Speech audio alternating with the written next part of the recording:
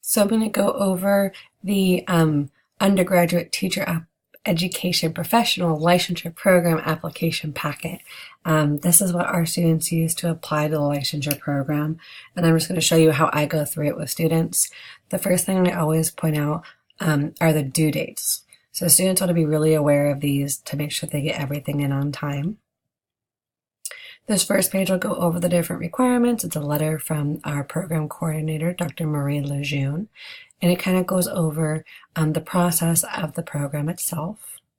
The second page is the most important page in the packet, the application requirements and checklists. You do have to include this in your application, and it shows you exactly what it all needs to be. So on here, you'll see details about everything, and when you do your evaluation forms, when you request them from your faculty, you'll be able to fill in that information there. So we're just going to keep moving. You will have to write a cover letter, and we do ask this to be by hand. And no, we're not asking that you have beautiful handwriting or anything like that, but we are wanting to see why you want to be a teacher, and making sure that if there are any missing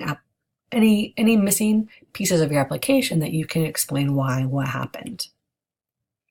You'll also include a resume, but we're only looking for your experience in the classroom or with education. So you can leave off your work as a waitress, but definitely include all the work you've done as a tutor.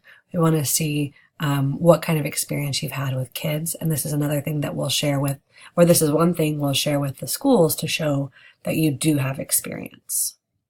This is the actual application page. Be sure to fill everything out and include your scores for all of your exams here. You'll complete this page with your advisor. So you'll want to schedule a meeting with them to go through and plan out your remaining courses, both for any terms prior to the program and during the program, just in case you are taking any classes into the program. So you'll want to give your advisor a little bit of heads up there. Character questions and professional, the character questions are making sure that there aren't going to be any liability things.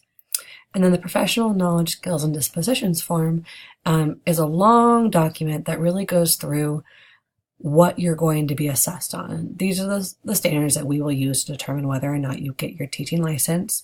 You don't have to really do anything with them.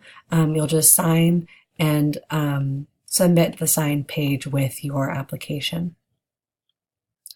You'll include your 2 letters of documentation, and then you'll request evaluation forms from faculty. You want to give faculty a couple weeks to complete these, so that way, they're not scrambling at the last minute because you forgot or anything like that. But you'll give these to 2 education faculty and 1 LAS faculty member. So anybody who taught like a math class or a biology class or an English class, any of those professors would be a really good option. You will need 3, and these are confidential, so you'll want to make sure that you give them notice and that you take notes of who you requested them from. It goes back to that very beginning checklist where you write in the names, so that way if they are missing, then you can follow up and make sure that they were able to get them in. You'll turn the entire thing in to Beth Jones in the main Division of Education office.